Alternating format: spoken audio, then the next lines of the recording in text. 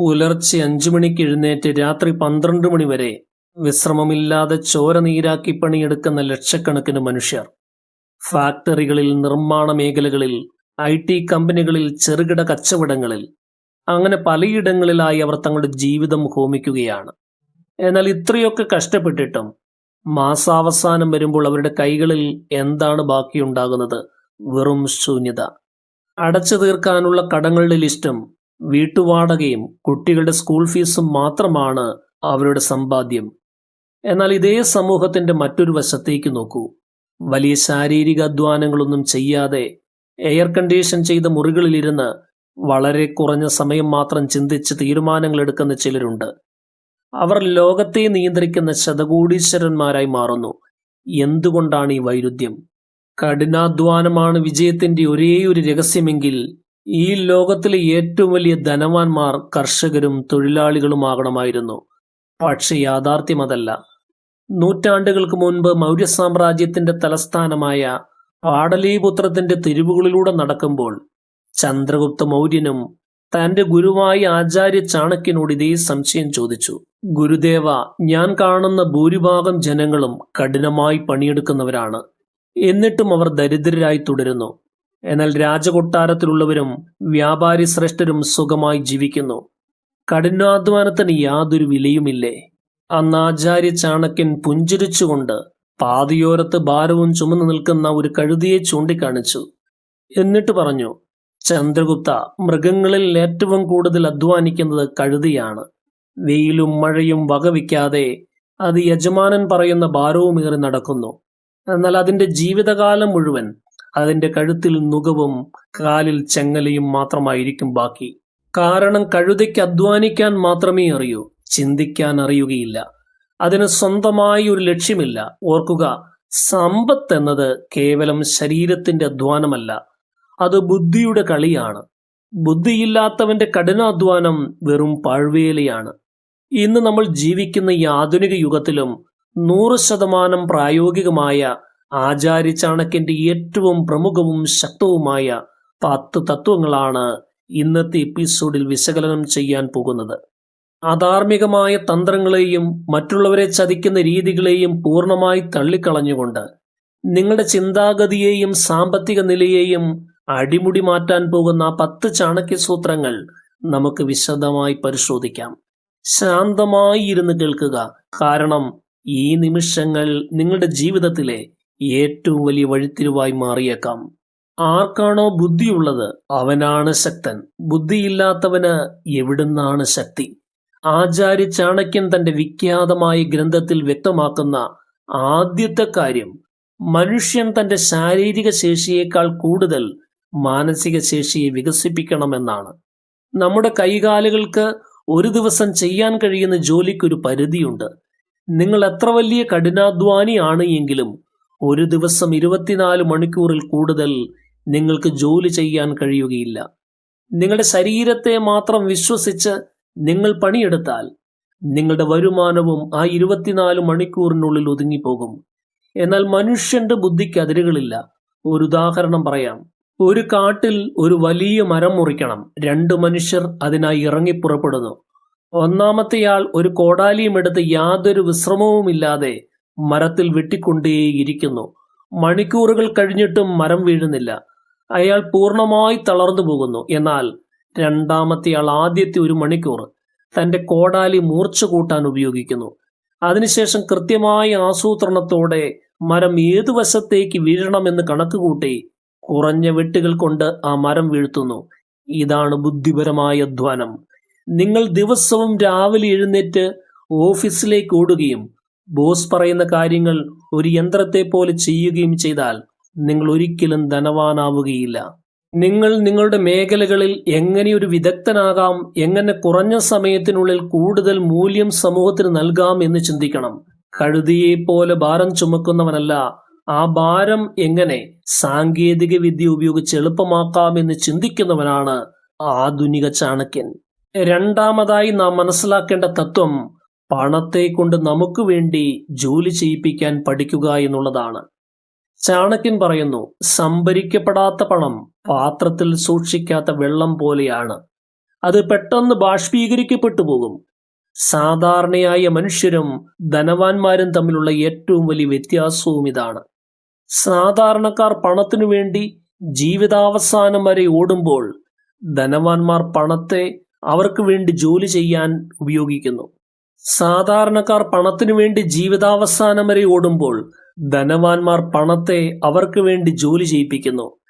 നിങ്ങൾ കഷ്ടപ്പെട്ടുണ്ടാക്കുന്ന പണം ഒരു ബാങ്ക് അക്കൗണ്ടിലോ അല്ലെങ്കിൽ ലോക്കറിലോ വെറുതെ പൂട്ടിയിട്ടാൽ പണപ്പെരുപ്പം കാരണം അതിന്റെ മൂല്യം ദിവസേന കുറഞ്ഞുകൊണ്ടിരിക്കും. ചാണക്യന്റെ കാലത്ത് വ്യാപാരികൾ തങ്ങളുടെ പണം വെറുതെ സൂക്ഷിക്കാറില്ലായിരുന്നു.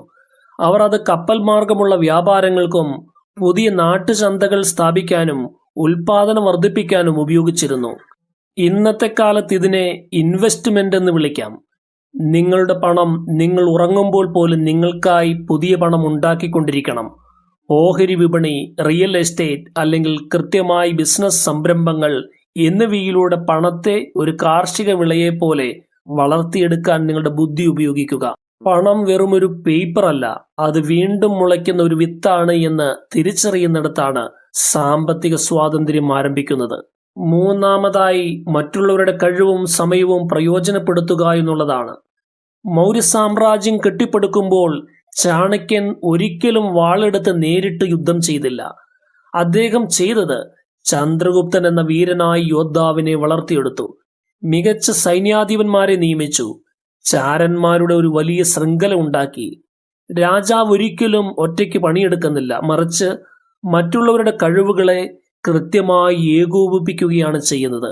നിങ്ങളൊരു ബിസിനസ് തുടങ്ങുകയോ അല്ലെങ്കിൽ ജീവിതത്തിൽ ഉയർച്ച ആഗ്രഹിക്കുകയോ ചെയ്യുമ്പോൾ എല്ലാ കാര്യങ്ങളും ഞാൻ തന്നെ ചെയ്യുമെന്ന വാശി ഉപേക്ഷിക്കണം. അക്കൗണ്ടിംഗ്, മാർക്കറ്റിംഗ്, പ്രൊഡക്ഷൻ, അങ്ങനെ എല്ലാ കാര്യങ്ങളും ഒരാൾ തന്നെ ചെയ്യാൻ ശ്രമിച്ചാൽ അയാൾ ഒരു തൊഴിലാളി മാത്രമായി ഒതുങ്ങും.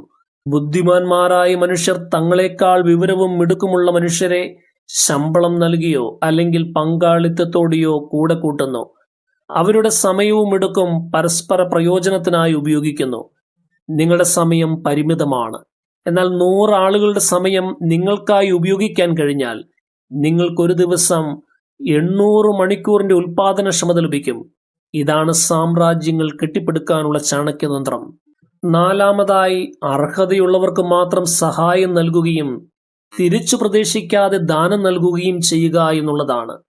ചാണക്യനീതിയിൽ ദാനധർമ്മങ്ങൾക്ക് വലിയ സ്ഥാനമുണ്ട്. എന്നാൽ അന്ധമായ ദാനം ഒരു മനുഷ്യനെ നശിപ്പിക്കുമെന്നും അദ്ദേഹം മുന്നറിയിപ്പ് നൽകുന്നു. ആരെങ്കിലും യഥാർത്ഥത്തിൽ ബുദ്ധിമുട്ടിലാണെങ്കിൽ, രോഗം കൊണ്ടോ പ്രകൃതി ദുരന്തം കൊണ്ടോ തളർന്നു പോയവരാണെങ്കിൽ അവർക്ക് നിങ്ങളുടെ വരുമാനത്തിന്റെ ഒരു ചെറിയ പങ്ക് തിരിച്ചു പ്രതീക്ഷിക്കാതെ ദാനമായി നൽകുക. പലരും ചെയ്യുന്ന തെറ്റെന്തെന്നാൽ സുഹൃത്തുക്കളോ ബന്ധുക്കളോ പണം ചോദിക്കുമ്പോൾ അത് കടമായി നൽകുന്നു.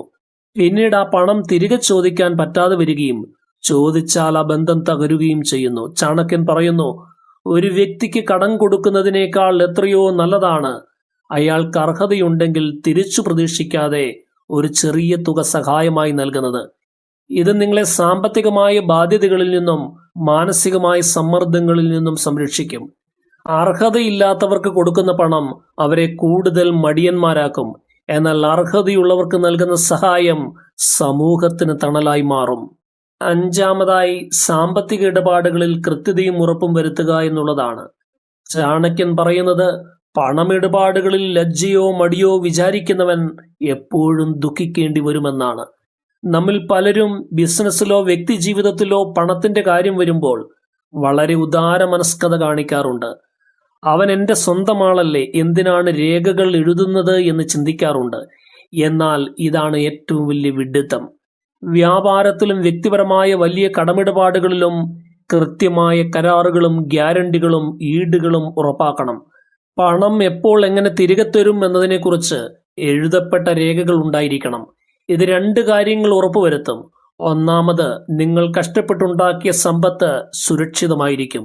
രണ്ടാമത്, നിയമപരമായ വ്യക്തതയുള്ളതുകൊണ്ട് ഭാവിയിൽ ആ ബന്ധങ്ങളിൽ വിള്ളലുകൾ ഉണ്ടാവുകയില്ല.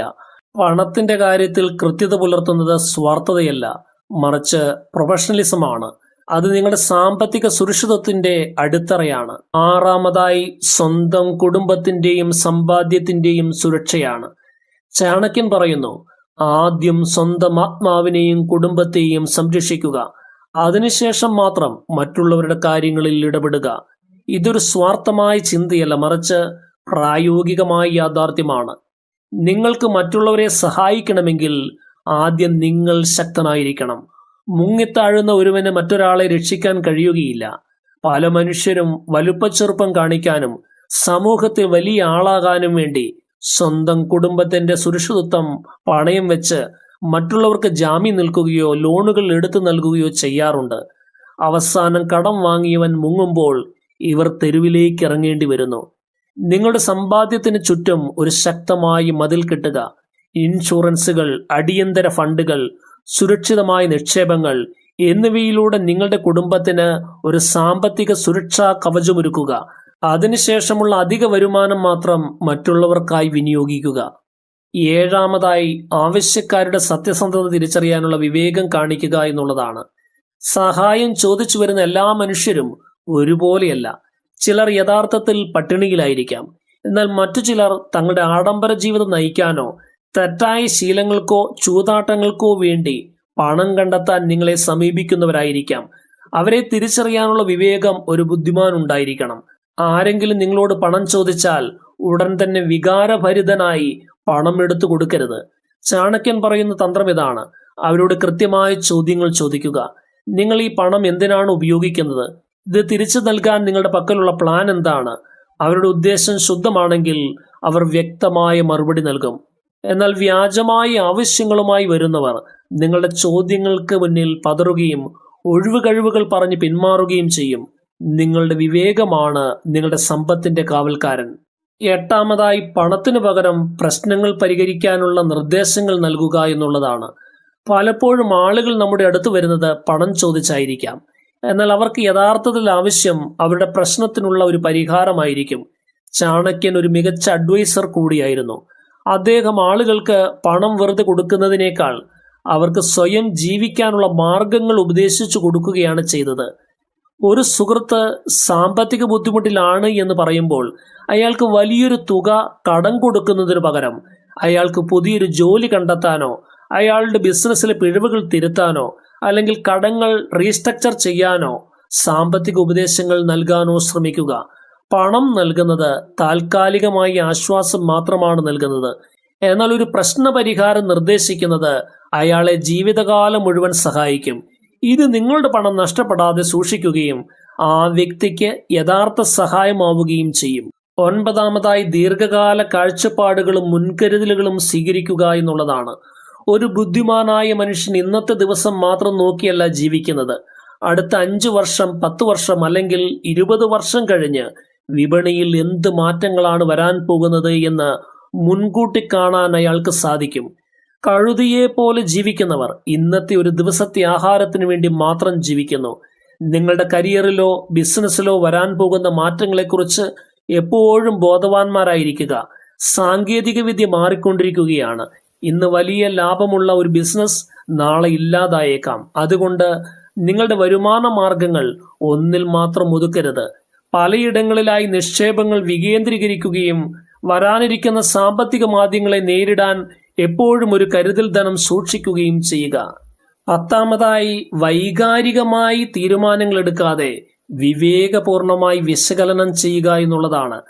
ചാണക്യനീതിയുടെ ഏറ്റവും വലിയ സവിശേഷത അത് വികാരങ്ങൾക്കടിപ്പെടാതെ വസ്തുതകൾക്ക് പ്രാധാന്യം നൽകുന്നു എന്നതാണ്.